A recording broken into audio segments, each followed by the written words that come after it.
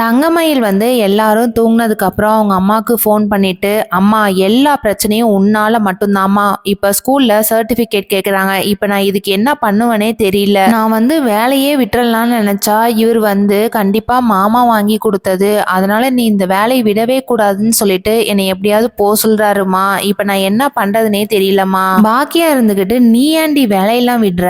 நீ சம்பாதிக்கிறனா உனக்குன்னு ஒரு மதிப்பு இருக்கு. நீ இப்படியே எப்படியாவது கண்டினியூ பண்ணி வேலைக்கு போ. நீ விடுறன்னு மட்டும் எதுக்காகவும் எக்காரணத்து கொண்டும் பேசாத. இதுக்கும் ஒரு பொய்ய சொல்லி எப்படியாவது சர்டிபிகேட் வாங்கி கொடுத்துரு அப்படின்றாங்க. அதுக்கு தங்கமயில் இருந்துகிட்டு, ஆமாமா நீ கல்யாணம் ஆனதுல இருந்து எல்லாத்துக்குமே பொய் சொல்லி நான் வீட்டுல வேற என்னைக்கு மாட்ட போறேன்னு தெரியல. அந்த டைம்ல சரவணன் என்ன மயில் ஒரு மாதிரி சோகமா இருக்க அப்படின்னு சொல்லி கேக்குறாங்க. அதெல்லாம் ஒண்ணும் இல்லைங்க, வாங்க தூங்கலாம் அப்படின்னு சொல்லிட்டு தூங்கிடுறாங்க. அடுத்த நாள் காலையில பாண்டியன் கதிர்கிட்ட ஒழுங்காவே பேச மாட்டாங்க. உடனே இதை பார்த்த ராஜி மனசுக்குள்ளேயே என்னாலதான் மாமாவும் கதிரும் பேசிக்கவே மாட்டிக்கிறாங்க, நம்ம கம்முன்னு இந்த லட்சியத்தெல்லாம் விட்டுட்டு வீட்லயே கம்முன்னு இருந்துக்கலாம் அப்படின்ட்டு நினைக்கிறாங்க. அந்த டைம்ல கதிர் என்ன ராஜு ஏதோ யோசிக்கிற மாதிரி இருக்கு, இங்க பாரு எனக்கு தெரியாது, நீ கண்டிப்பா எக்ஸாம் எழுதிட்டு தான் வந்தாகணும். வீட்ல இருந்து 2 பேரும் எப்படியாவது பொய் சொல்லிட்டு சென்னை கிளம்பலான்னு சொல்லிட்டு கிளம்புறாங்க. கோமதிக்கும் பாண்டியனுக்கும் சந்தேகம் வருது. என்ன நடக்க போகுதுங்கிறத வெயிட் பண்ணி பார்க்கலாம். தேங்க்யூ.